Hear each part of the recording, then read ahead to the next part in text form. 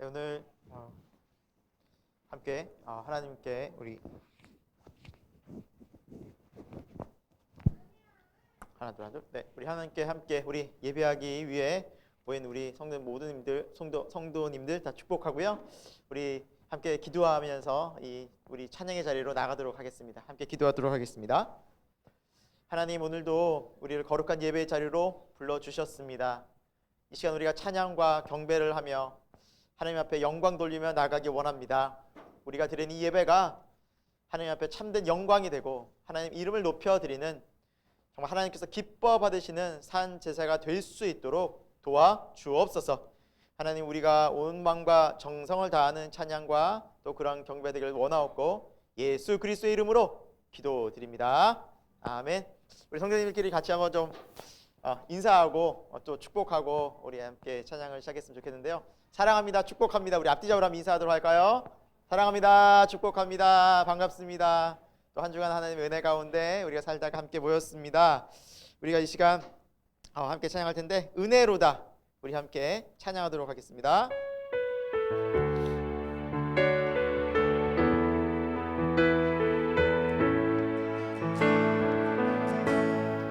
시작됐네 우리 주님의 능력이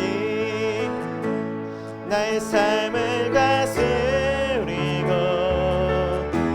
새롭게 하네. 자유하네. 죄와 사망으로부터 나의 삶은 변하구나. 충만하네. 은혜로다, 은혜로다. 주의 은혜 한량없는 주의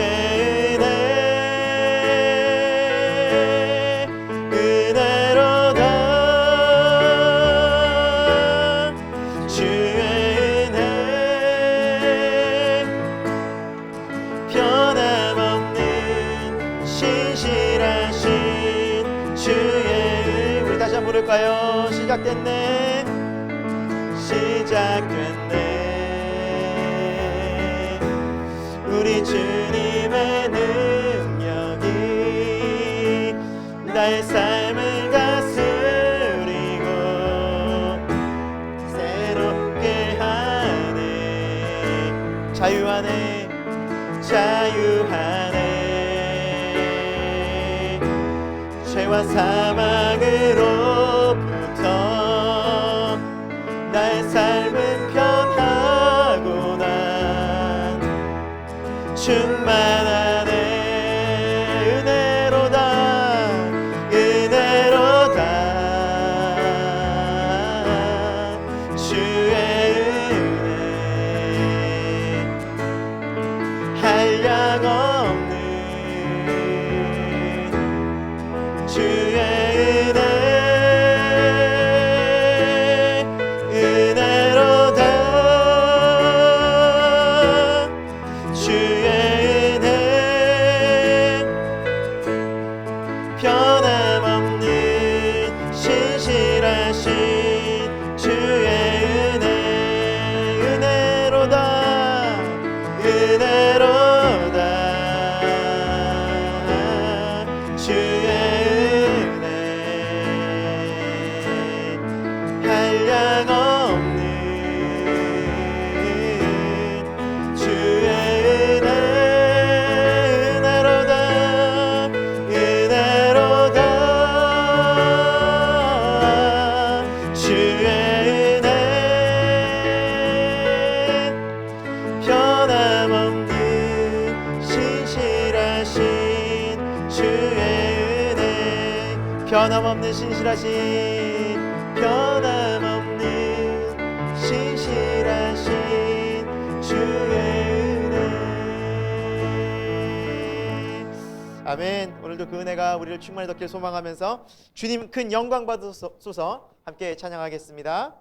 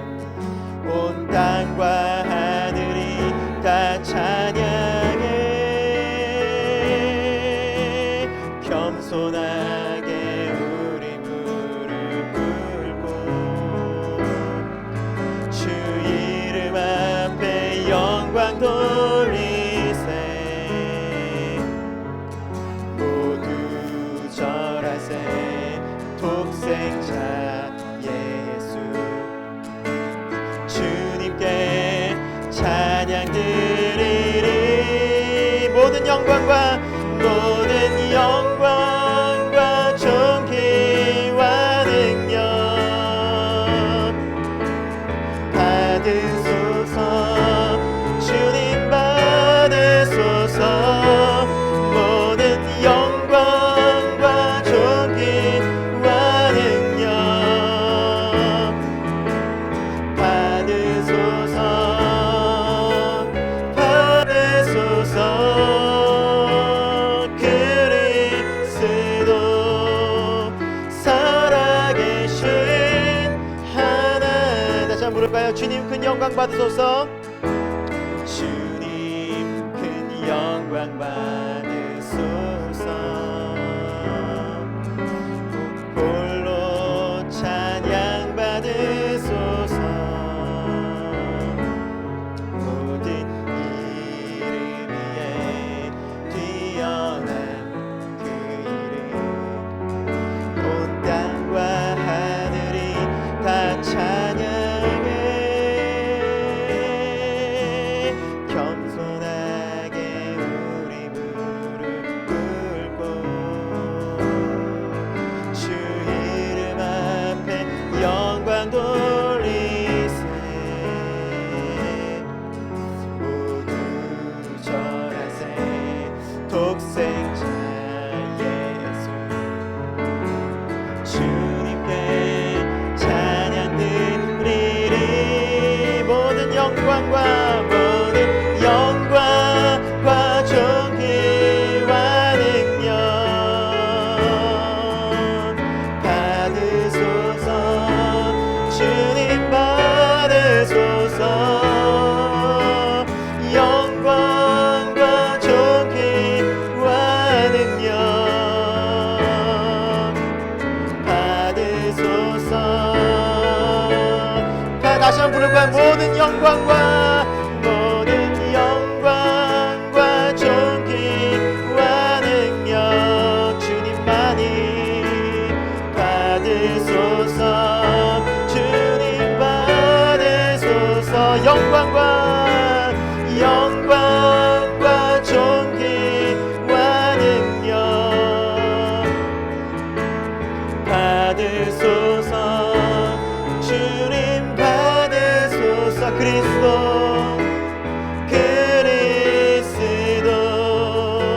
살아계신 하나님. 아멘. 오늘 우리가 드린 예배가 정말 하나님께 큰 영광과 존귀와 능력을 올려드리는 정말 예수 그리스도께서 홀로 찬양과 존귀를 받으시고 성령의 은혜와 능력이 가운데 임할 수 있는 예배가 되게 해달라고 우리 함께 기도하면서 예배를 소망하면서 예배 자리로 나가도록 하겠습니다. 하나님 아버지, 오늘도 우리를 예배 자리로 불러주셨습니다. 오늘도 영광과 존귀와 능력이 주님께만 있음을 고백하고 하나님 앞에 참된 예배가 되기를 소망합니다. 주님, 저희를 불러주셨습니다.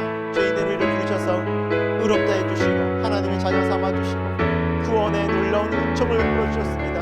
오늘도 예배하기 위해서 이 자리에 모인 주님의 귀한 백성들 하나님 앞에 간절한 마음으로 기도할 때 우리 온몸과 마음과 정성을 다하는 예배, 성령 임재가 임하는 예배, 하나님 말씀하시는 예배, 하나님 그 속에서 우리가 찬양과 기쁨과 감사와 성령이 충만한 예배 되게 하여 주옵소서.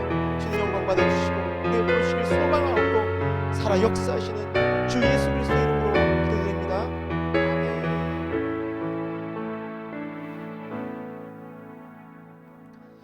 이 시간 우리 사도신경으로 우리의 신앙을 고백하도록 하겠습니다. 나는 전능하신 아버지 하나님 천지의 창조주를 믿습니다. 나는 그의 유일하신 아들 우리 주 예수 그리스도를 믿습니다. 그는 성령으로 잉태되어 동정녀 마리아에게서 나시고 본디오 빌라도에게 고난을 받아 십자가에 못 박혀 죽으시고 장사된 지 사흘 만에 죽은 자 가운데서 다시 살아나셨으며 하늘에 오르시어 전능하신 아버지 하나님 우편에 앉아 계시다가 거기로부터 살아있는 자와 죽은 자를 심판하러 오십니다. 나는 성령을 믿으며 거룩한 공교회와 성도의 교제와 죄를 용서받는 것과 몸의 부활과 영생을 믿습니다. 아멘. 우리 함께 찬송가 88장 함께 찬양하겠습니다.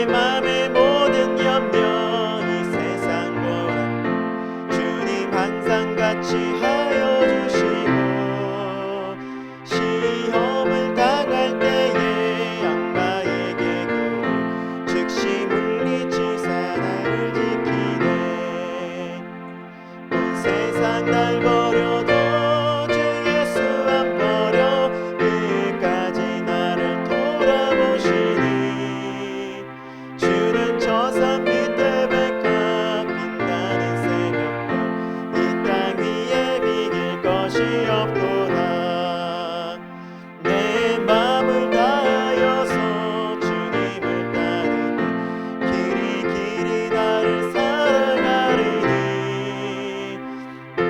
우리 두렵지 않고 창감이 겁없네 주는 높은 산성 내 방패시라 내 영혼 먹이시는 그 은혜 누리고 나 친히 주를 뵙기 원하네 주는 저 산 밑에 백합 빛나는 새벽별 이 땅 위에 비길 것이 없도다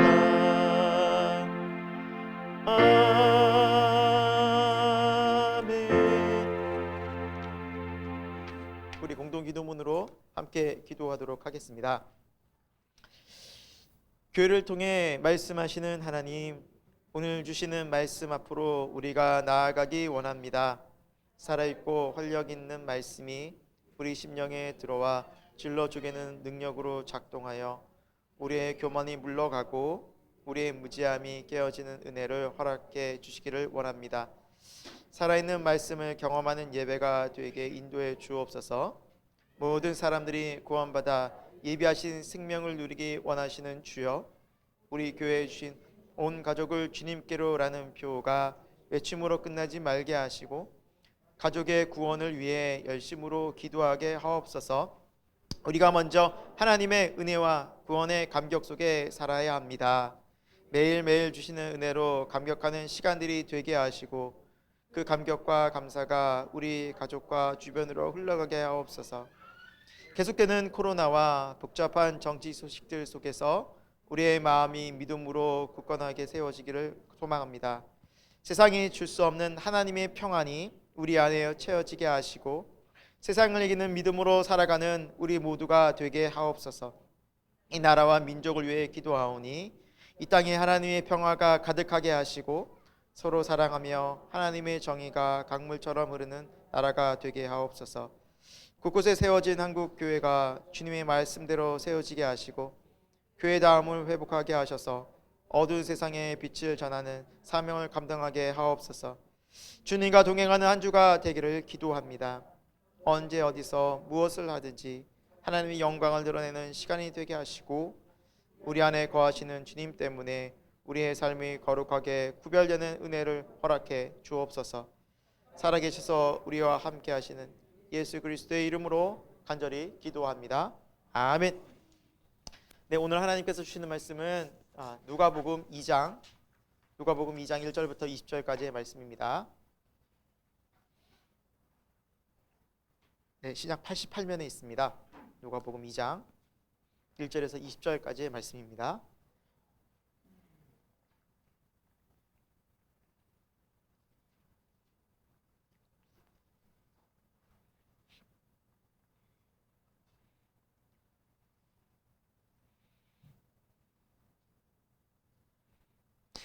네, 우리 20절까지 말씀을 저와 여러분 한 절씩 오늘 교독하도록 할까요? 네, 제가 1절 말씀 읽도록 하겠습니다. 그때 가이사 아우구스도가 영을 내려 천하로 다 호적하라 하였으니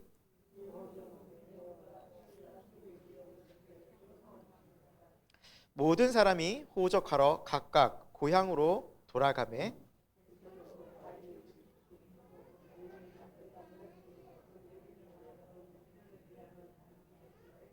그 약혼한 마리아와 함께 호적하러 올라가니 마리아가 이미 잉태하였더라. 첫 아들을 낳아 강보로 쌓아서 그 위에 뉘었으니 이는 여관에 있을 곳이 없음이로라.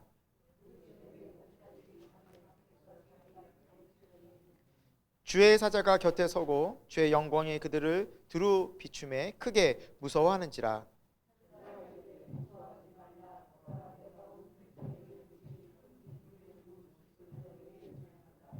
오늘 다윗의 동네에 너희를 위하여 구주가 나셨으니 곧 그리스도 주시니라.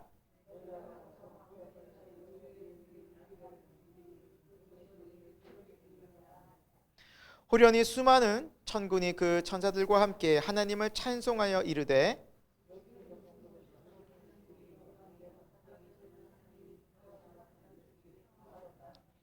천사들이 떠나 하늘로 올라가니 목자가 서로 말하되 이제 베들레헴으로 가서 주께서 우리에게 알리신 바 이 이루어진 일을 보자 하고 보고 천사가 자기들에게 이 아기에 대하여 말한 것을 전하니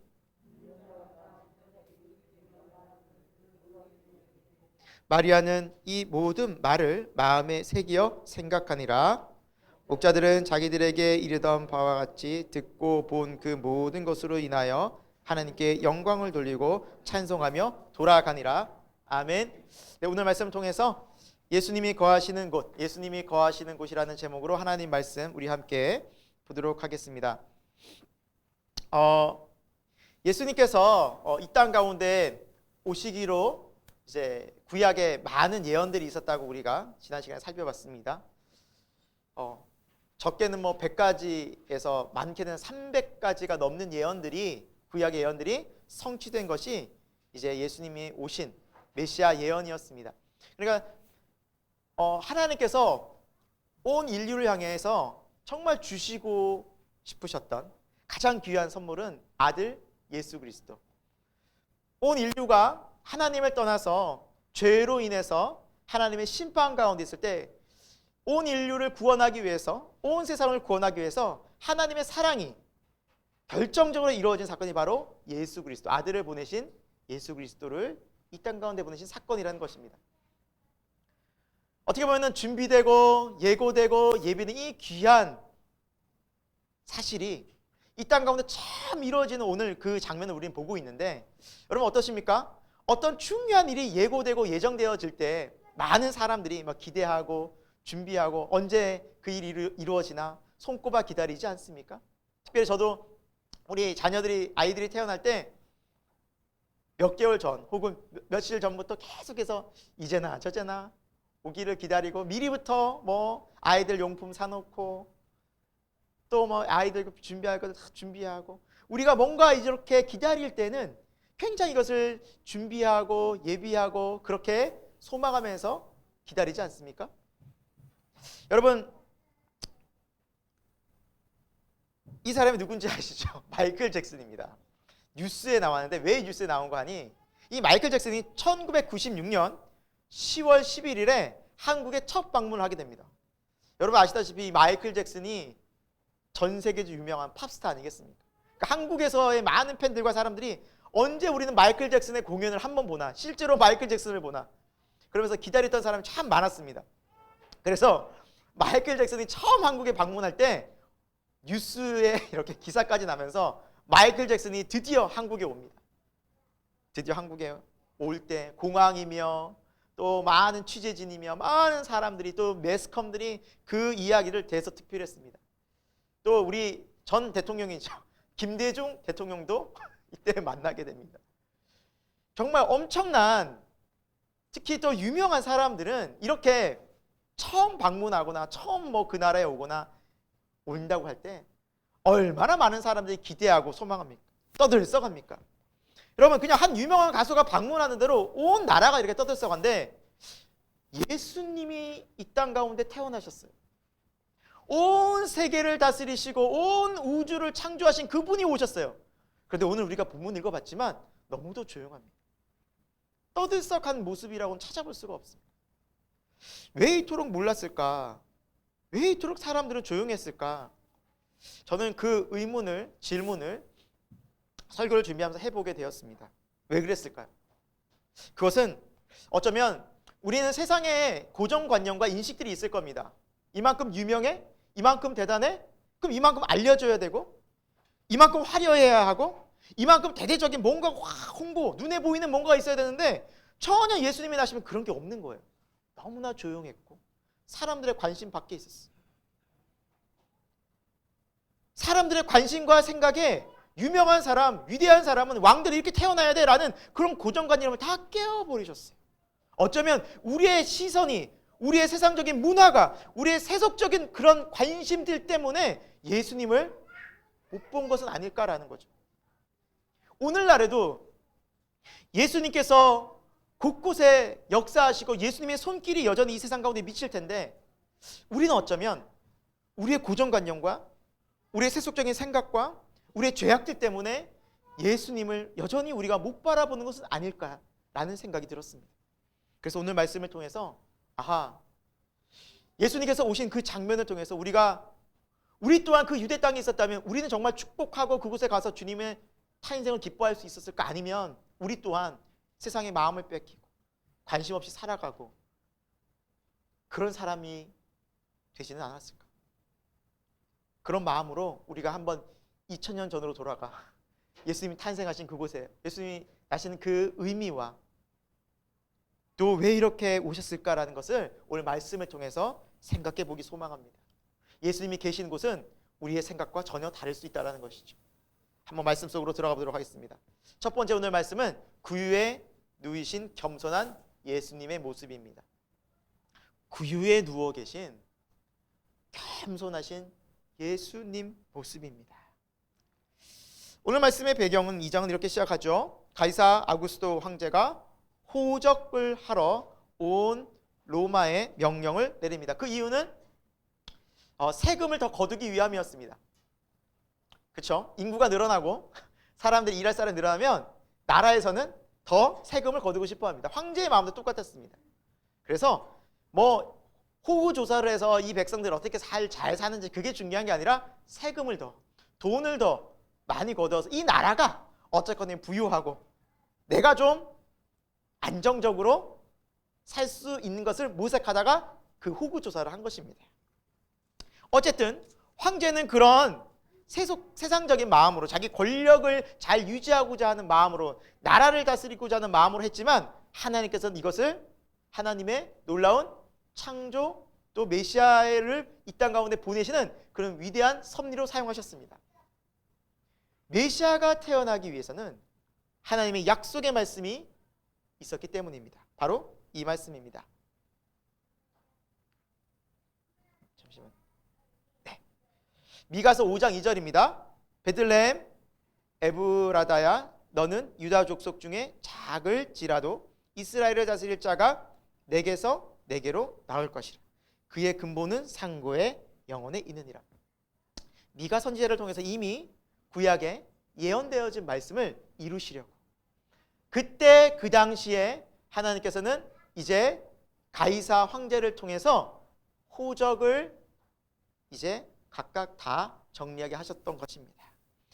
예수님이 그 당시 마리아와 요셉과 함께 뱃속에 있었죠. 마리아 뱃속에 있었는데 나사렛이라는 동네에 있었습니다. 근데 호적은 자기 본적이 있는 곳으로 가야만 했습니다. 요셉의 본적은 다윗의 자손이었으므로 베들레헴이었습니다. 나사렛에서 베들레헴까지가 여러분 큐티 하셔서 아시겠지만 약 170km가 된다고 합니다. 꽤 먼 거리죠. 그런데 지금 마리아는 임신한 상태였습니다.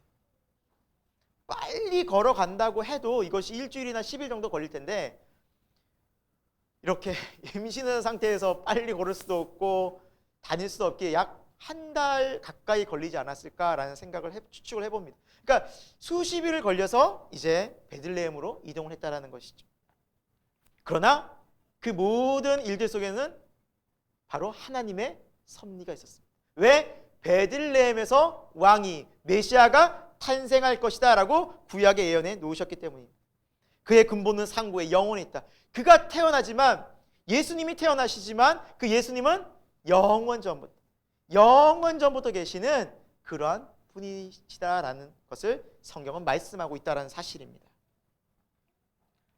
자, 그리고 예수님은 예언대로 오셨습니다. 이 베들레헴에 오셨는데 그러나 여러분 알다시피 거처할 여관이 없었습니다. 우리 본문 말씀인데요. 6절과 7절 같이 한번 보도록 하겠습니다. 거기에 있을 그때 해산한 날이 차서 첫 아들 낳아 강보로 싸서 구유에 누웠으니 이는 여관에 있을 곳이 없음이러라. 네. 그러니까 임신한 상태에서 이렇게 얼마 안 있으면 이제 아이를 낳아야 되는 상태에서 온 겁니다. 마리아가 요셉과 함께 거기 거하다가 이제 해산할 날이 찬 거예요. 이제 며칠 뒤면 이제 아이가 나올 것 같아요. 그런데 그 아이를 낳은 곳이 여관이 아니라 어떤 장소, 한 장소였는데, 여러분 우리가 이 부분에 있어서는 많은 사람들이 뭐 이제 마구간이다 혹은 동굴 같은 이렇게 곳에서 이렇게 우리가 그림이나 이런 모습들을 보는데, 제가 설교를 준비하면서 당시 유대인들이 살던 그 집의 모습을, 구조를 이렇게 연구해서 조사한, 그래서 이렇게 형틀을 만들어 놓은 모양이 있더라고요. 그러니까 당시 유대인들의 집 구조가 이렇게 되어져 있었다고 합니다. 복층인데요, 1층은 부엌, 그리고 여러분 오른쪽에 뭐가 보이죠? 양 보이십니까? 네. 그래서 동물들도 거할 수 있는 그러한 복층 구조로 되어 있었다고 합니다. 그래서 2층은 사람들이 살고 아래층은 부엌 내지 동물이 같이 있는. 그러니까 우리가 우리 정서, 한국 정서는 여러분 마구간이나 혹은 뭐 이제 그 동물들이 거하는 소나 닭이나 이런 우리들이 어디 있습니까? 분리되어져 있죠. 저 멀리. 그런 구조는 적어도 아니라는 것이죠.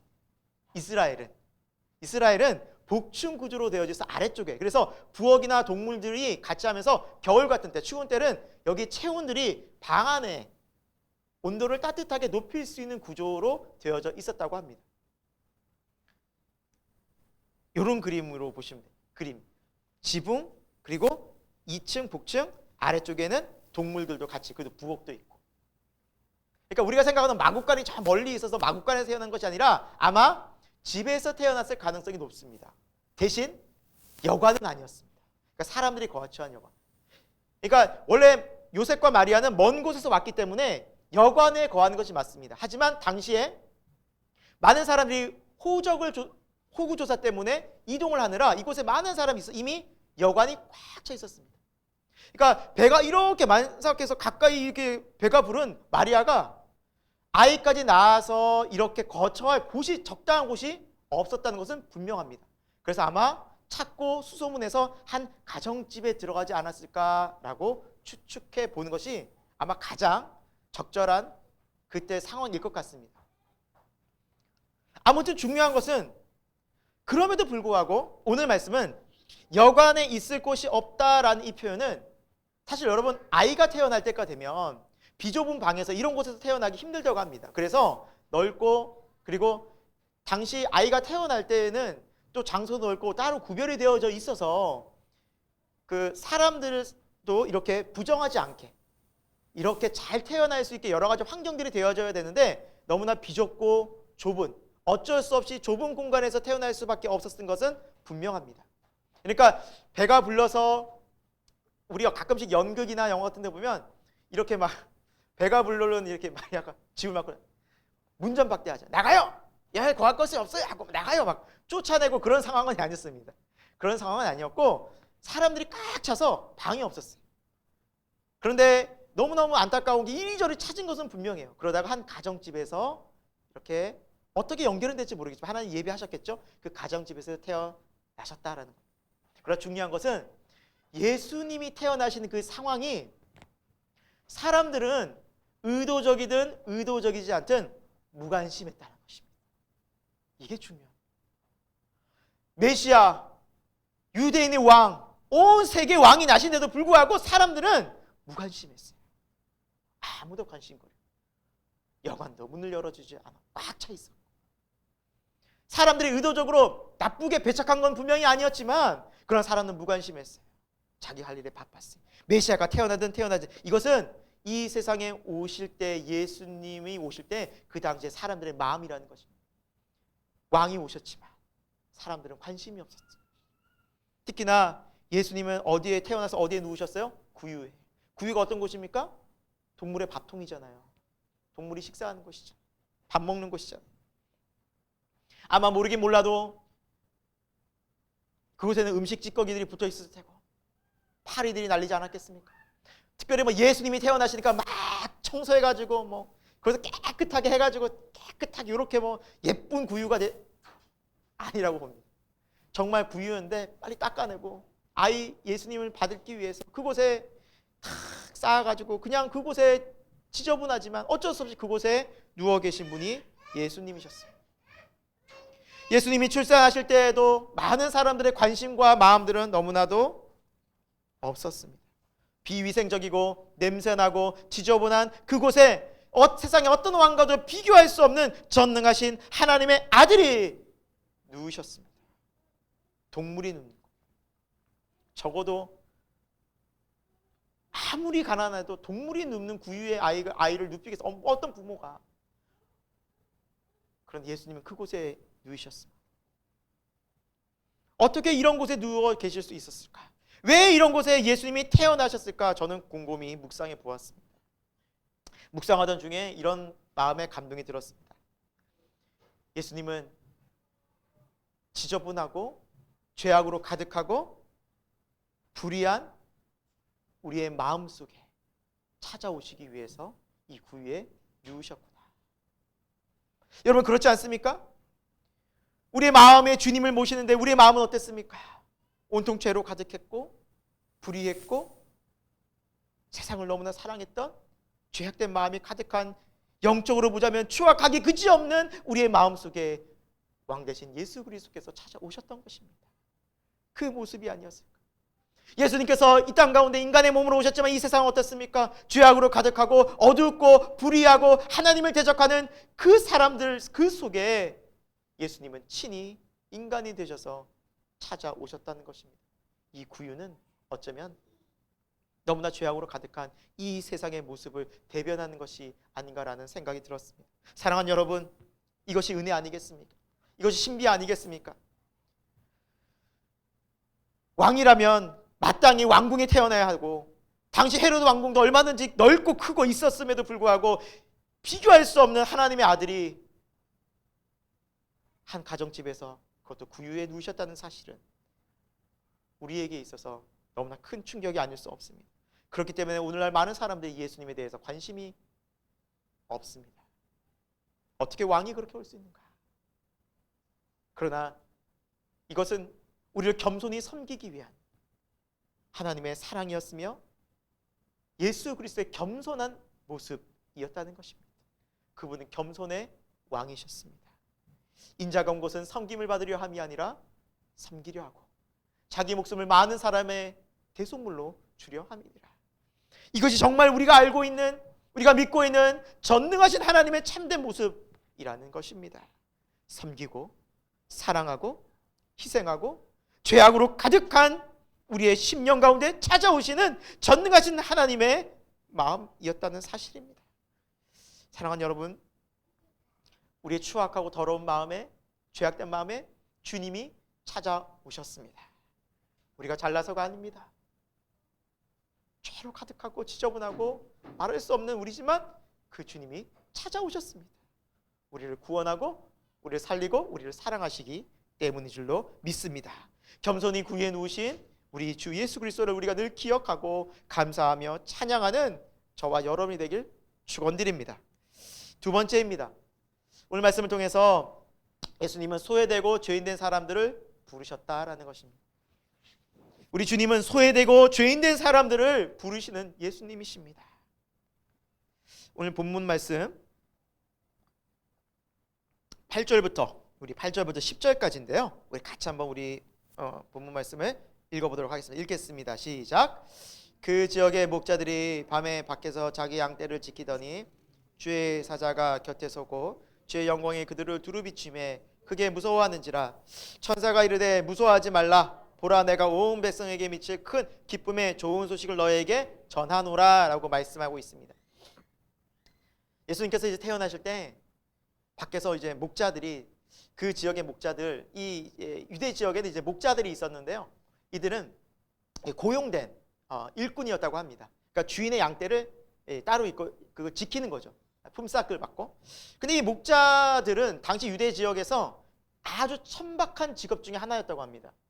요아킴 예레미야스가 쓴 예수 시대의 예루살렘이라는 책에 보면 당시에 목자들과 함께 좀 천한 직업으로 분류됐던 직업들이 뭐가 있었냐면 낙타 몰이꾼, 그리고 당나귀 몰이꾼, 마부, 뱃사공, 푸주간 주인, 이런 직업을 가지고 있는 사람들은 굉장히 천한 사람들로 취급을 받고 편견과 무시 속에 살았다고 합니다. 심지어 이들은 외국인보다 제3국에 사는 사람들보다 더 못한 취급과 대접을 받았다고 합니다. 그래서 이들의 말은 법정에서도 효력이 없었다고 합니다. 그러니까 증인으로 채택이 안 됐다고 합니다. 이들이 아무리 진실을 얘기해도 믿어주지 않는 사회가 바로 그런 사회였고, 목자의 신분이 그런 신분이었다고 합니다. 그럼에도 불구하고 하나님은 이들을 부르셨습니다. 여러분, 수많은 유대인들이 있지 않았습니까? 당시 베들레헴이나 그 지역에, 예루살렘 가까이 있는데 아무도 부르지 않으셨어요. 목자들을 부르셨어요. 그것도 가장 천대받고 편견과 무시 속에 살았던 그들을 초대해 주셨습니다. 여러분, 저도 기억에 이제 아이들이 태어날 때 누가 왔습니까? 사랑하는 가족들, 그리고 사랑하는 가장 친한 친구들, 가장 귀한 사람들을 부르는데, 예수님이 태어나신 그곳에 가장 천대받고 가장 소외당하고 가장 무시당하던 그 사람들을, 목자들을 주님이 초대하셨다는 것이 어떤 의미가 있습니까? 이것이 복음이라는 거예요. 하나님의 사랑은 소외당하고 죄 많고 어떻게 보면 너무나 힘든 그들의 인생 속에 빛을 비춰주시고 구원해 주셔서 그들을 주님의 사랑과 은혜로 초청해 주신다는 것이 바로 하나님의 사랑의 메시지라는 것입니다. 물론 하나님은 소외되고 상처받은 사람만 찾진 않습니다. 부자들도 찾으셨습니다. 부르셨습니다. 그러나 그들이 안 온 것뿐이었습니다. 우리 잘 아는 부자 청년 있지 않습니까? 부자 청년도 부르셨습니다. 그러나 그가 세상에 물질에 더 마음이 있었기 때문에 주님을 못 따라갔던 것이죠. 여러분, 하지만 그 당시의 세상은 부자고 명예롭고 인기가 많은, 아니 당시만 그렇습니까? 오늘날도 그러지 않습니까? 돈이 많고 명예가 있고 인기가 있는 사람들의 말은 사람들이 확 듣고 관심 가져줍니다. 그 사람 누구래? 그래? 그러나 사람들에게 소외당하고 별 큰 의미, 존재감 없는 사람들은 어떻게 되는지 관심이 별로 없습니다. 오늘날이나 그때나 별반 다를 게 없는 것이 세상의 관점이 아니겠습니까? 그러나 하나님은 그렇지 않습니다. 하나님은 편견이 없으십니다. 그들의 직업, 그들의 돈을 얼마나 버는지 그것이 중요한 것이 아닙니다. 그들의 중심에 여호와 하나님을 경외함이 있는지, 그들을 하나님은 귀한 존귀한 사람으로 부르셔서 예수님 탄생의 목격자들로 선택해 주셨습니다. 여러분, 이것이 하나님의 방법입니다. 그래서 고린도전서 1장 26절에서 29절에는 하나님의 놀라운 부르심의 신비가 나와 있습니다. 사도 바울도 이 부르심의 신비를 깨닫고 그는 이렇게 교회에 이야기하고 있습니다. 같이 한번 읽어보겠습니다. 시작. 형제들아, 너희를 부르심을 보라.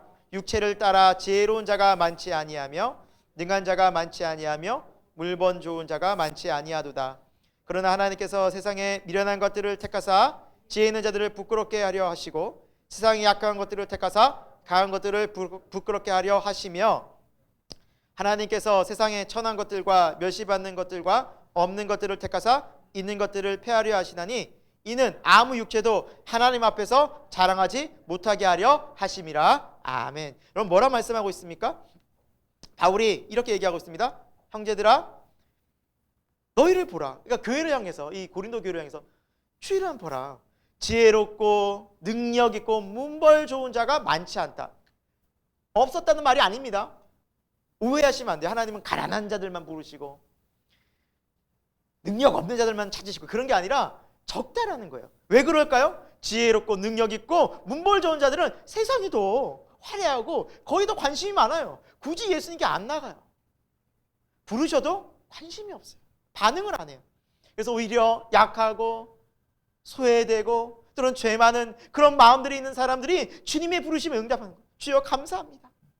그런데 그들을 택하셔서 어떻게 하신다고요? 있는 자, 지혜로운 자들을, 강한 자들을 부끄럽게 하신다. 그들을 사용하셔서 그들을 일꾼으로 부르시고 하나님의 영광 가운데 영원한 하나님 나라의 일꾼으로 부르셔서 그들을 부끄럽게 하신다는 겁니다. 왜 그럴까요? 29절에 이는 아무 육체도 하나님 앞에서 자랑하지 못하게 하려 함이라. 이는 하나님께서 하셨습니다. 저는요 연약하고 저는 부족했습니다. 그런데 하나님께서 이렇게 일하셨습니다. 하나님의 영광의 도구로 사용하시기 위해서 그렇게 부르신다는 겁니다. 사랑하는 여러분, 뭐 우리 교회 저는 뭐 지식 있는 사람을 오지 말라 그러지는 않습니다. 돈 있는 사람 안 받고 그러지는 않습니다. 그러나 그런 사람들이 교회 오면 어때요? 교회는 박수 쳐줘. 제가 전에 있던 어떤 교회들은 그랬어요. 밖에서 유명해요, 연예인이에요, 혹은 막 국무총리예요. 그 특별히 막 박수 쳐줘요, 소개시켜요. 더 특별해야지. 그러나 진짜 교회의 주님은 그런 모습이 아니라는 겁니다. 여러분, 우리 교회는 어떤 교회가 되어야 할까요? 주님이 기뻐하시는 교회가 되어야 할까요? 이런 교회가 되는 게 정말 하나님께서 기뻐하시는 교회 아닐까요? 문벌 좋은 자, 돈 있는 자가 오면 더 대접해주고, 더 이야기 들어주고, 더 관심 가져주고. 여러분, 이것은 벌써 주님의 기뻐하시는 교회가 아니라는 겁니다.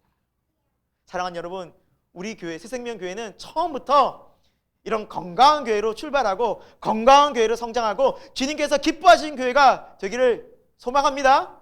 우리가 이렇게 소망하면 안 들어가는 거죠. 하나님이 쓰시겠다는 거죠. 비록 세상적으로는 크게 관심이 없고, 야, 저 사람은 어떻게 쓰겠냐라고 생각할지 모르는 그 사람도 주님이 택하셔서 오히려 있고 지혜롭고 강한 자들을 부끄럽게 하시는 하나님의 놀라운 능력인 도구로 사용하신다는 겁니다. 우리가 그런 존재라는 것이죠. 석봉 토스트의 대표로 계시는 김석봉 장로님이 있습니다. 여러분 한 번쯤 이 석봉 토스트를 드셔보셨을 줄로 압니다. 지금은 잘 모르겠지만 한때라도 이 한때 유명했죠. 이 석봉 토스트 대표인 김석봉 장로님은 어린 시절 아주 가난한 집에서 태어났다고 합니다. 남매가 8남매였대요, 가족이. 그래서 집이 워낙 가난해서 이제 어머니, 아버지는 아침부터 돈 벌러 나가시고 집에 먹을 것이 없으니 8남매에게 이렇게 얘기하고 떠났다고 합니다. 산에 들에 먹을 것이 널려 있으니까 점심 잘 챙겨 먹어라. 그래서 이 김석봉 장로님이 하시는 말씀이, 우리 집은 벌써 어릴 때부터 부패를 했었다고, 산으로 들으러 다니며 이렇게 먹을 것을 아주 자연에서 다 아주 맛있는 것을 먹었다. 그렇게 가난했던 것이죠. 그날 먹고 그날 사는. 그래서 가정 형편이 너무나 안 좋아서 초등학교까지만 졸업을 하셨대요. 특히나 이제 어머니가 열심히 있는 불교신자라 이 김석봉 이 장로님은 어릴 때에 벌써 절에 이름을 올려서, 그게 저는 잘 몰랐는데 절에 이름을 올려놓으면 시간이 되면 어떤 절에 들어가서 일을 해야 된대요. 이제 스님이 되고 뭐 그렇게 약간 이렇게 드리는 그런 의미의 어떤 그 이름을 올리는 게 있나 봐요. 그래서 이 김석봉 장로님이 때가 되면 절로 가게 자연스럽게 절에서 생활하게 되는 그러한 어떻게 보면은 상황이 되었던 것입니다. 근데 이제 누님이 먼저 교회를 다녔대요. 누님이 교회 다니면서 예수님 믿고 만나보니까 우리 석봉이가 계속 걱정이 되는 거예요. 이제 곧 있으면 절에 이제 들어갈 텐데 하나님 석봉이 구원해야 됩니다. 석봉이 좀 살려주세요. 엄청 기도했대요. 하나님의 은혜로 누나를 따라 교회를 다니게 됐고, 특별히 17살의 나이에 예수님을 만나게 된다. 예수님을 만나고 보니까 전에 자기가 못 배우고 가난하고 힘들게 어릴 때부터 공장에서, 그냥 중학교 시절부터 공장에서 힘들게 일하던 그 삶이 전에 너무나 힘들고 짜증나고 막 의미가 없었는데, 이제는 자신감이 생기고 당당해지고 하나님의 거룩한 자녀되는 그런 자존감이 높은 삶을 살게 됐습니다. 결혼도 못할 것 같았는데 하나님이 결혼도 시켜주시고, 돈도 없고 못 배우고 이런 분이었는데 사모님 대학까지 졸업하고, 심지어 갈 곳이 없었는데 사모님이 살던 집으로 가게 되고, 그래서 하나님이 이렇게 인도해 주셔요. 근데 어쨌거나 한 가정의 가장이 됐으니 일을 해야 되지 않겠습니까? 그래서 일을 하는데 돈이 없었는데 그때 사모님이 통장에 200만 원을 탁 쥐어주면서, 이제 당신이 이 집의 가장이니 우리를 먹여 살리라고.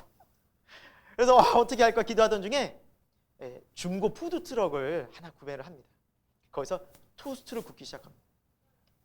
여러분, 밖에서 토스트를 구우시거나 어떤 이제 매점상에 일하시는 분들이 사실은 옷 같은 거나 복장 같은 거 편한 복장이시잖아요. 근데 보시다시피 이런 복장으로 시작을 한 거예요. 요리사 복장. 마음에 이런 감동을 주신 거예요, 하나님이. 그래, 하나님이 주신 직업에 귀천이 어디 있어? 나 하나님의 자녀야. 당당하게 내가 토스트를 굽는데 최선을 다해서 요리사처럼 하겠다. 그래서 요리사 복장으로 토스트를 굽는데 사람 이상하게 쳐다보고, 저는 어디 호텔 요리사인가? 지금이야 좀 약간 이런 분들이 많아서 그렇지, 당시에는 노점상에서 일하시는 분들 중에서 이렇게 옷을 정장으로 딱 이렇게 요리사 복장은 한 명도 없었어요. 그러니까 저 사람이 요리사 출신인가? 다들 이렇게 보고 관심을 가졌다고 합니다. 열심히 구웠대요. 최선을 다했대요. 그런데 동시에 하나님이 기뻐하신 게 무엇일까라고 생각하면서 일을 했다고 합니다. 그래서 하나님이 기쁨을 드리기 위해서 첫 번째 손님, 그 손님이 한 명이 됐든 10명이 됐든 첫 번째 토스트를 사러 오시는 첫 번째 손님의 돈을 선교원금으로 매일 저축을 했대요. 그리고 이분은 아침에 장사를 하면 11시면 무조건 장사를 끝냈대요. 재료가 남아도 11시 이후에는 그 남은 토스트를 싸들고 그 근처에 양로원, 고아원, 노숙자들에게 토스트를 나눠줬대요. 당시로는 막 그런 깡패들이나 이런 건달들이 막 노점상에 막 돈 뜯고 막 그랬잖아요. 장로님이 너무너무 힘들었대요. 그런데 그들이 보니까 이분 너무 착한 거예요. 그래서 나중에는 이 불량배들이 오히려 이 장로님을 보호해줬대요. 여기 장사 잘하지, 누구도 못 건들게. 그리고 항상 얘기했대요. 당신 토스트가 최고라고. 그러니까 하나님이 막 감동 오셔서 막 도우신 거예요. 그래서 엄청나게 잘 됐죠. 그래서 체인점을 300개를 내게 되는 대표가 됩니다. 전국에 300개 매장. 별로 놀라시지도 않네요. 300개 매장. 300개 매장을 전국에 체인점을 내. 그러면서 바쁜 나날을 사셨습니다. 간증도 다니시고 회사의 기업에 이렇게 가서 코치도 하고 강사도 하고 바쁜 날을 보내면서 그곳에서 하나님께 영광 돌리고, 그러던 어느 날 몸에 건강에 문제가 이상이 찾아옵니다. 위암이 걸린 거예요. 그래서 위암 절제 수술을 받습니다. 그래서 이분은 지금 위에 4분의 3이 절제됐어요. 그 어려움 속에서도 다시 기도하면서 일어납니다. 지금도 여전히 간증 다니시고 이 석봉 토스트 대표로 일하고 계세요. 사람들이 말합니다. 돈 많이 벌었겠어요? 대표시잖아요. 체인점이 수백 개잖아요. 돈을 못 벌었다고 합니다. 왜냐하면 선교하고 구제하더라. 한 번은 이분이 강사로 다니시면 사람들이 기업에서 이렇게 강의를 하다가 그런 마음에 감동이 드셨대요. 하나님, 제가 성공한 것을 이 사람들에게 알리고 그것이 무슨 의미가 있겠습니까? 제가 주님을 알려야 되는데, 그런데 그런 회사에서는 예수님 믿어서 이런 말을 못 하잖아요. 그래서 강연이 다 끝난 뒤에 자기의 경험담을 얘기했대요. 제가 어렵고 힘들 때 책 한 권이 있어서 이 책이 제 사업에 큰 도움이 됐습니다. 제가 위암이 걸려서 지금 4분의 3이 절개됐습니다. 그때에도 이 책이 저에게 큰 위로와 힘이 되어졌습니다. 책 한 권을 소개했는데 잠언이었대요. 잠언을 소개하니까 사람들이 뒤에 찾아오대요. 그 책 어디서 팔아요? 그 책 어디서 팔아요? 그러면서 예수님을 전하며 주님 나라를 위해서 귀하게 쓰임받고 계시고 있습니다. 사랑하는 여러분, 때로는 성도의 삶이 연약해 보이고 부족해 보이고 차별받고, 정말 저런 사람이 세상에 뭔 일을 하겠어? 저렇게 못 배운 사람이 뭔 일을 하겠어? 라고 생각할지 모르겠지만, 하나님께 붙들림을 받고 하나님께 쓰임을 받고 하나님이 함께 하실 때, 예수님이 함께 하실 때 그 인생은 놀랍게 하나님께서 사용하시는 것을 여러분 잊지 마시기 바랍니다. 저와 여러분 인생도 마찬가지입니다. 주님 우리 마음까지 찾아오시고 주님 우리가 존귀히 여기고 내가 하나님의 자녀로서 당당해지고 믿음 가운데 있을 때 우리의 삶은 예수 그리스도의 향기를 세상 가운데 분명히 드러낼 줄로 믿습니다. 세 번째입니다. 예수님은 찾고 찾는 자들을 만나 주십니다. 예수님은 찾고 찾는 자들을 반드시 만나 주십니다.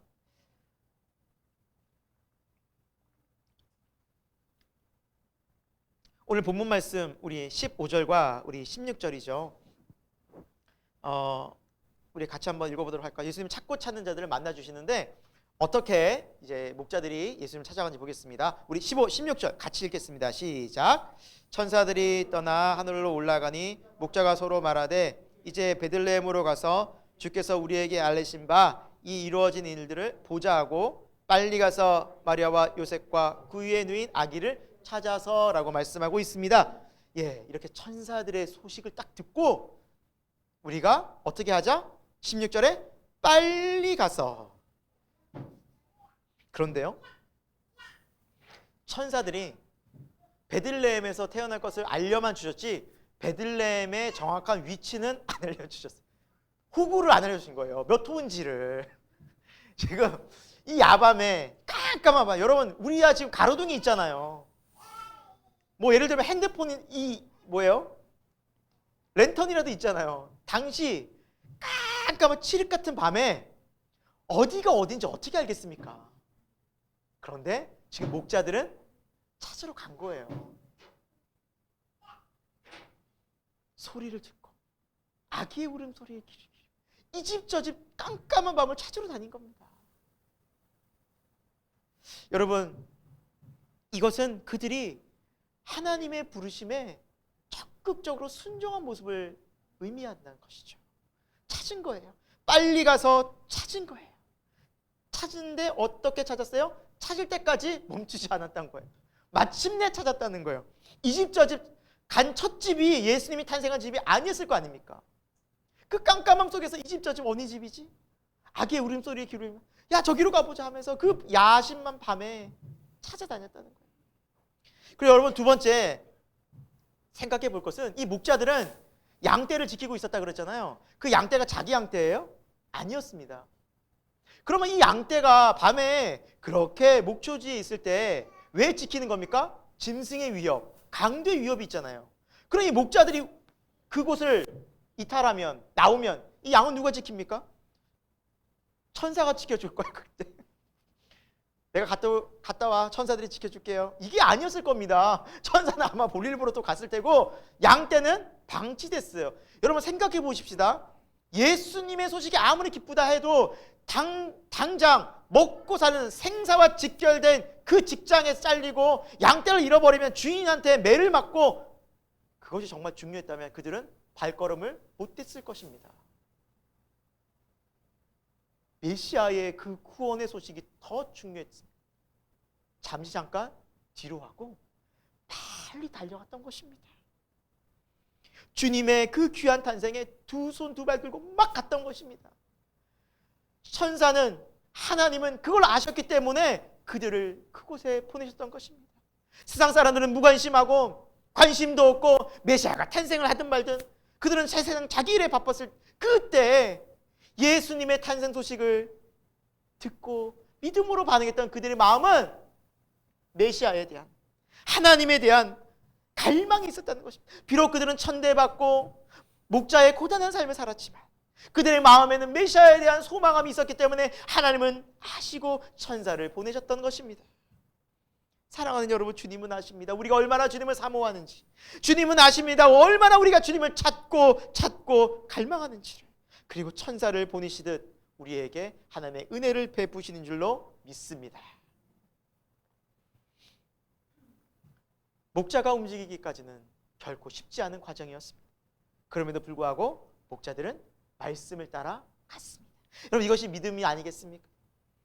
믿음의 사람들을 하나같이 보시면 다 이렇지 않습니까? 아브라함이 고향과 친척과 아버지 집을 떠날 때 결코 안전하지 않았습니다. 하나님의 약속의 말씀, 내가 내 씨로 큰 민족을 널 복을 주고 창대하게 하리라. 당장 눈앞에 나타난 것이 아니었지만 그 약속의 말씀을 믿고 움직이지 않았습니까? 여러분, 믿음의 사람, 성도는 바로 말씀을 따라 순종하는 자들이라는 것입니다. 그들은 이렇게 주님을 만나고 어떻게 했습니까? 20절 마지막에 보니까 목자들은 자기들에게 이르던 바와 같이 듣고 본 그 모든 것을 인하여 하나님께 영광을 돌리고 찬송하며 돌아가니라. 빨리 가야죠. 결국 돌아갔습니다.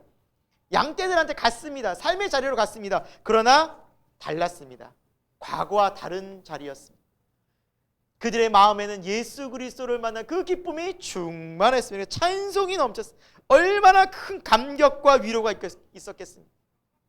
자신들처럼 부족하고 연약하고 천대받던 그들이 주님이 부르셔서 이 복된 자리로 부르셔서 그 감사함이 얼마나 넘쳤겠습니까? 주님 감사합니다. 저희들 같이 연약한 자들을 부르셔서 이 복된 자리로, 은혜의 자리로 부르심에 감사합니다. 여러분, 정말 성도는, 정말 하나님의 은혜를 받은 자는 감사할 줄 알고 하나님께 영광 돌리고 작은 것 하나라도 주님의 은혜를 기억하며 찬송하는 자들이라는 것이죠.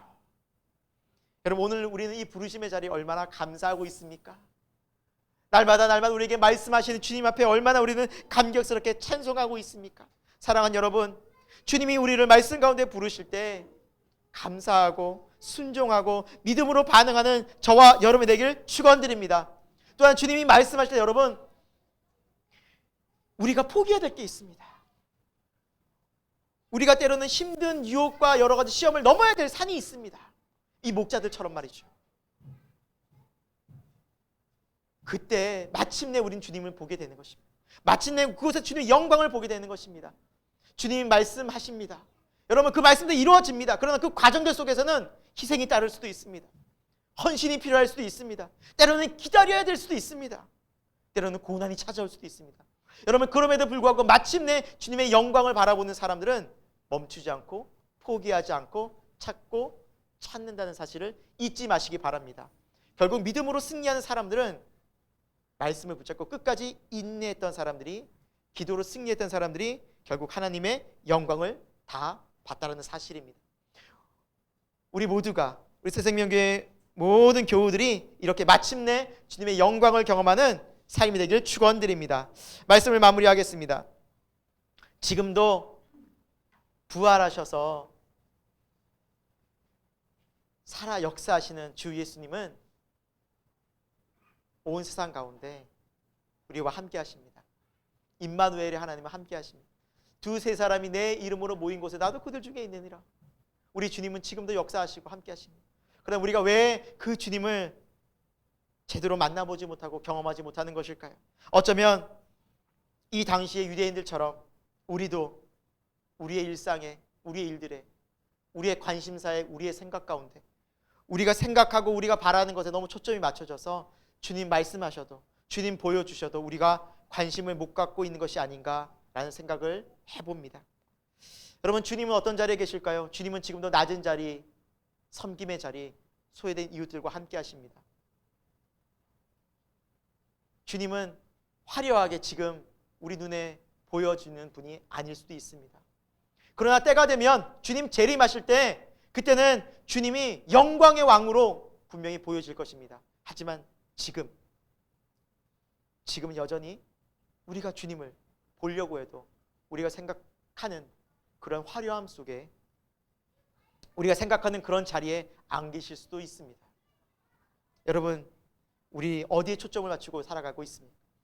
여러분, 지금 우리의 시선은 어디에 머물고 있습니까? 여러분, 요즘 여러분의 마음은, 우리의 마음은 어디에 머물고 있습니까? 세상의 즐거움과 욕심이 아닌 하나님의 시선과 마음에 귀를 기울이고 눈을 맞출 때, 오늘 우리가 이 시간, 이 시대에도 목적과 방향 잃지 않고 이 구원의 길을 끝까지 믿음 안에서 슬기로운 다섯 처녀와 같이 깨어서 신앙생활 할 줄로 믿습니다. 우리 새생명교회가 그런 교회가 되기를 예수 그리스도 이름으로 축원드립니다. 함께 기도하겠습니다. 하나님, 오늘 우리는 예수 그리스도의 나심을 함께 살펴보았습니다. 이 땅 가운데 오신 예수 그리스도는 사람들의 무관심 속에, 외면 속에 찾아오셨습니다. 하나님, 오늘날 우리의 삶 속에도 우리 주님에 대한 마음과 시선이 우리가 이 세상적인 것들로 마음 빼앗겨져서 제대로 못 바라보는 것은 아닌가 생각해 봅니다. 당시 소외받고 외면당했던 목자들은 예수님의 태어나심의 영광과 은혜 가운데 참여하게 되었습니다. 주님, 우리의 마음 또한 주님의 오심을, 또 주님의 나타나심을, 주님의 함께하심을 더 소망하고 간절히 바라는, 주님을 우리 인생 가운데 가장 존귀히 여길 수 있는 그런 믿음의 하나님의 백성이 되기를 소망합니다. 이 예배가 그런 하나님의 순수한 신앙을 회복하게 되며 하나님에 대한 간절한 열망을 회복하게 되고, 다시 한번 성령이 충만해지는 거룩하고 참된 예배가 되게 하여 주옵소서. 예수 그리스도 이름으로 기도드립니다. 아멘. 이제 우리가 먼저 좀 찬양할 때, 우리 예배 전에 우리 함께 시작하면서 찬양한 곡이 있는데요. 주님 큰 영광 받으소서. 여러분, 주님의 이름은 가장 영광스러운 이름이고 가장 아름다운 이름이며 능력의 이름입니다. 우리가 그 이름에 합당한 영광을 올려드리는 예배가 되길 소망합니다. 함께 찬양하도록 하겠습니다.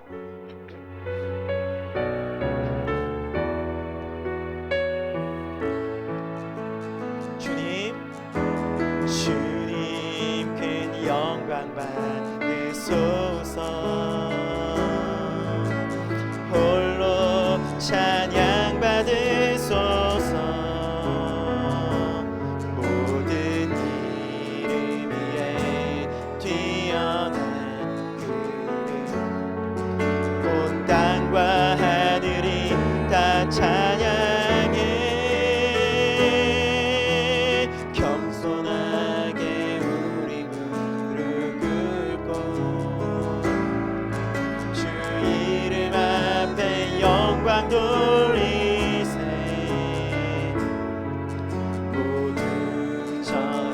독생자의 손.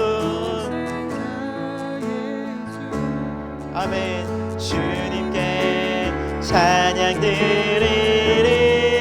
모든 영광과 존귀와 능력 받으소서. 주님 받으소서. 영광과 존귀와 능력 받으소서.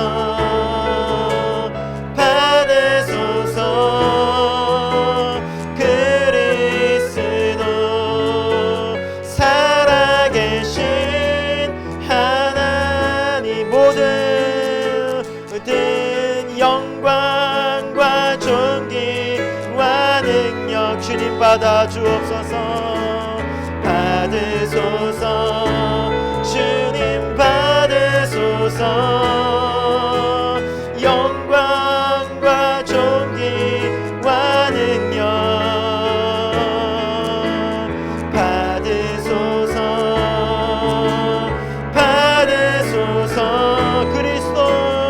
그리스도 살아계신 하나님. 우리가 찬양하는 이분은 살아계신 하나님이시고 그리스도시며 영광 중에 다시 오실 전능하신 하나님이십니다. 또한 이 시간 우리와 함께 하신 임마누엘의 주님이십니다. 여러분, 우리의 삶을 살아가다 보면 참 어렵죠, 힘들죠. 맞습니다. 그러나 주님의 그 눈빛, 주님의 손길, 주님의 마음은 오늘도 우리를 향하십니다. 낮고 낮은 곳에 오셨듯이, 냄새나는 곳에 찾아오셨듯이 우리의 인생이 비록 부족하고 연약하고 죄로 가득하지만 주님이 찾아오겠다고 말씀하십니다. 아니, 찾아오셨습니다. 주님의 은혜입니다. 여러분, 그것을 기억하면서 이 시간 우리 주 은혜임을 우리 함께 찬양하기 원합니다. 주 나의 모습 보내, 주 나의 모습 보내, 상한 나의 맘 보시네. 주 나의 눈물 안에 홀로 울던 맘 아시네. 주 사랑 내게 있네, 주 사랑 내게 있네. 그 사랑이 날 채우네. 주 은혜 내게 있네. 그 은혜로 날 세우네. 세상 소망 다 사라져가도 주의 사랑은 끝이 없으니 살아가는 이 모든 순간이 주 은혜임을. 나 우리 다시 한번 부를까요? 주 나의 모습 보내,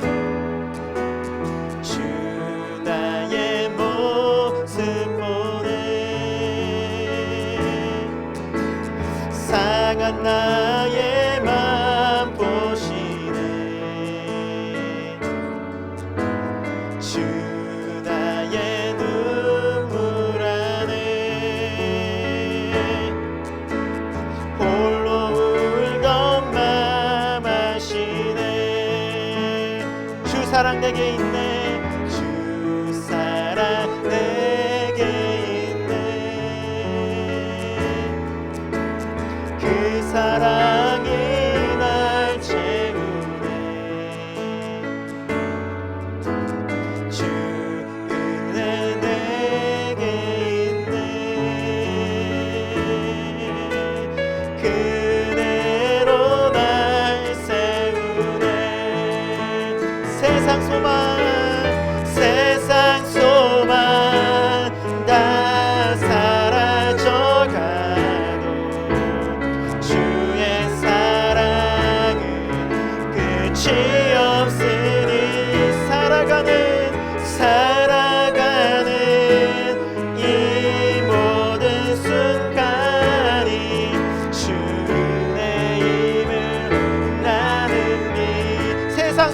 다 사라져가던 세상 소망 다 사라져가 주의 사랑은 끝이 없으니 살아가는 이 모든 순간이 주의 힘을 나는 믿네. 사랑하는 여러분, 요즘에 낙심되십니까? 낭망되는 일이 있으십니까? 두려운 일이 있으십니까? 고민과 염려로 좌절로 어려워 계십니까? 예수님이 계신다면 우리가 왜 그럴 수 있습니까? 예수님이 우리의 참된 소망이 되시는데 왜 우리가 두려워하고 낙심하고 있습니까? 어쩌면 우리의 시선과 우리의 마음이 세상에 더 가 있다 보니 정말 주 되신 예수 그리스도께, 참된 우리의 생명 되신, 능력 되신, 구원 되신 예수님께 우리가 집중하지 못함으로 우리의 마음이 그렇게 된 것은 아닐까요? 이 시간 다시 우리 주님께 돌아가기를 원합니다. 예수님의 사랑 가운데, 은혜 가운데 그 주님만 있으면 우리가 모든 것을 만족할 수 있고 우리의 삶이 다시 감사로, 모든 상황 가운데 찬송으로 넘쳐날 수 있는데도 불구하고 우리의 마음이 세상 가운데 빼앗겨져 있었다면 우리가 다시 회복하기 원한다고 주님 우리의 마음에 참된 왕으로 와 주시고 우리 마음의 중심에 오직 예수님이 참된 주인으로 와달라고, 우리의 가정에 예수님이 참된 주인으로 와주시고 우리 교회에 참된 주인으로 와주시고 이 나라가 온 세계 가운데 예수님이 정말 참된 왕으로 와달라고 우리 간절히 이 시간 함께 기도할 때 주여 한번 외치고 간절한 마음으로 함께 주님께 기도하도록 하겠습니다. 주여, 하나님 아버지, 오늘 우리가 함께 모였습니다. 주님을 예배하고 주님을 찬양하고 주님의 이름을 높여드리기 이 자리에 모였습니다. 하나님 온 세상을 창조하신 전능하신 하나님이십니다. 하나님, 다른 어떤 것과 비교할 수 없을 만큼 존귀하신 분이십니다. 그런 분이 낮고 낮은 자리에 오셨습니다. 그 위에 누우셨습니다. 하나님, 어떻게 이렇게 오실 수 있습니까? 하나님, 우리 주님 낮고 천한 그 자리에 오셨듯이 냄새나고 부족하고 연약한 우리의 삶 가운데 찾아오셨습니다. 나의 마음 가운데 찾아오셨습니다. 주님, 그런 존귀한 주님과 함께 한다는 것이 우리에게 가장 큰 위로와 소망이 아니겠습니까? 세상의 다른 어떤 것과도 비교할 수 없는 하나님의 영광 아니겠습니까? 우리의 성도로서, 우리가 하나님의 자녀로서 그런 당당한 믿음과 담대한 믿음과 하나님을 향한 소망과 찬송함과 거룩한 믿음과 열정을 가지고 살아가게 하여 주옵소서. 세상에 얼마나 우리가 많이 빼앗겨져 있었습니까? 마음들이 빼앗겨져 있고 시선들이 빼앗겨져 있고 관심들이 빼앗겨져 있었습니다. 주여, 우리가 그러면서 얼마나 능력 없는 크리스천이 되어져 가고 있었습니까? 얼마나 능력 없는 삶을 살았습니까? 얼마나 그리스도의 향기를 드러냈습니까? 주여, 우리 세상 교회에 은혜를 허락하여 주옵소서. 하나님, 우리 마음 가운데 예수님이 왕으로 와주시고 우리 가정 가운데 오직 예수 그리스도만이 좌정해 주시고 우리 교회 가운데 오직 예수님만이 왕으로 임하여 주셔서 이곳에 아버지 이 땅 가운데 하나님의 영광과 주권과 하나님의 능력이 무궁무한하게 나타나기를 소망하고 작정을 천국을 소망하는 그런 공동체가 되게 하여 주시고 하나님, 어떤 어려움과 어떤 낭만과 어떤 두려움 속에서도 하나님을 온전히 붙잡고 다시 한번 일어설 수 있는 믿음과 용기를 더하여 주옵소서. 하나님, 위로하여 주옵소서. 하나님, 그 마음들을 만져주옵소서. 가정 하나님 위로와 치유가 필요한 가정들이 많이 있습니다.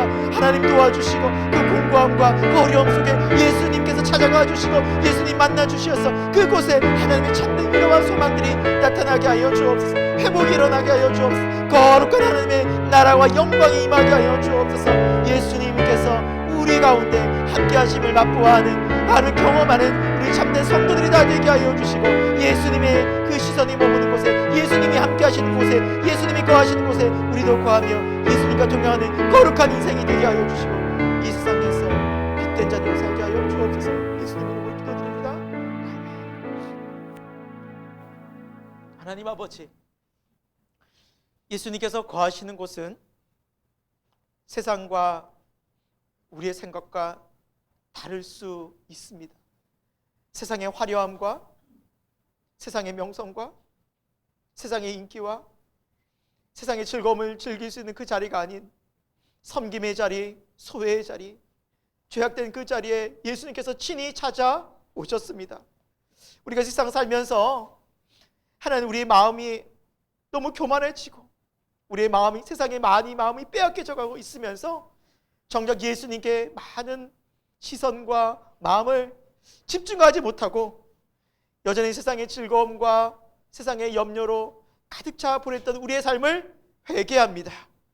다시 한번 우리의 마음이 예수님께로 더 집중하고, 정말 목자들이 양을 지키다가 천사의 그 기쁜 소식을 듣고 예수님을 만나기 위해서 달려나갔듯이, 예수님을 찾고 찾았듯이 우리의 삶 또한 그 주님을 날마다 찾고 주님께로 가까이 나가는 거룩하고 복된 인생이 되게 하여 주옵소서. 부족합니다. 연약합니다. 맞습니다. 세상이 봤을 때는 아무런 자랑할 것이 없지만 주님께서는 우리 같은 자들을 통하여서 크게 역사하시고 일하실 줄로 믿습니다. 하나님 영광의 도구로 우리를 사용하여 주시고, 우리 가정을 사용하여 주시고, 우리 교회를 사용하여 주옵소서. 사랑하는 주님, 우리 교회가 올 한 해 가족군을 놓고서 기도 중에 있습니다. 오랜 시간 안타까운 마음을 가지고 기도하는 많은 우리 성도들이 있습니다. 사랑하는 주님, 찾아오시고 임마누엘로 함께하여 주셔서 그 가정에 구원의 은혜를 베풀어 주옵소서. 주 예수 그리스도를 믿으라, 그리하면 너와 내 집이 구원을 받으리라 약속하신 그 약속의 말씀을 붙잡고 주님을 찾고 기도하면서 믿음 가운데 포기하지 않고 낙심하지 말고 인내하면서 나가는 올 한 해가 되게 하여 주옵소서. 하는 코로나로 인하여 많이 힘들다고 합니다. 어렵습니다. 경제적으로도 어렵고 참 많이 상황이 정치 문화적으로도 많이 어렵습니다. 하나님, 그러한 이 상황 속에서도 하나님께서 성도들을 지켜주실 줄로 믿습니다.